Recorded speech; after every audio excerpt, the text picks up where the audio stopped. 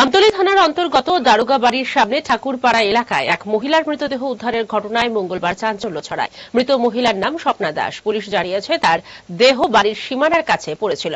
ঘটনার পরিপ্রেক্ষিতে তদন্ত শুরু করেছে আমতলী থানার পুলিশ। ইতিমধ্যেই মৃতার স্বামী শ্যামল দাসকে আটক করা হয়েছে।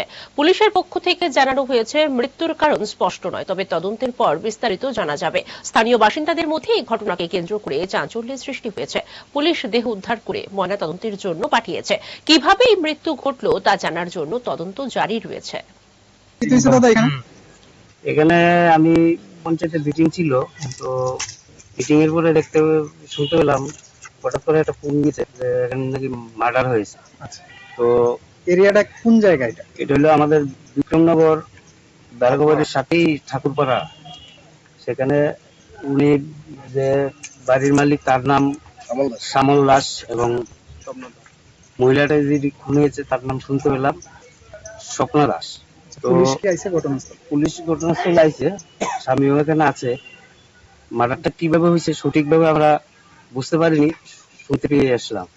তো এটি একটি মর্মান্তিক ঘটনা। তো এলাকার সবাই এসছে। প্রেমের মরশুমে স্বর্ণকমল জুয়েলার্সের নিবেদন শুধু তোমারই জন্য। অফারটি চলবে 28 জানুয়ারি থেকে 15 ফেব্রুয়ারি। পান সোনার মজুরিতে 25% ছাড় ও হীরের মজুরিতে 100% ছাড়। লাকি ড্রতে আছে 10টি হোম অ্যাপ্লায়েন্সেস জেতার সুযোগ। চলছে গ্র্যান্ড ডায়মন্ড ফেস্টিভ্যাল। শর্তাবলী প্রযোজ্য। আসুন স্বর্ণকমল জুয়েলার্স, আগরতলা, উদয়পুর। দোকান প্রতিদিন খোলা।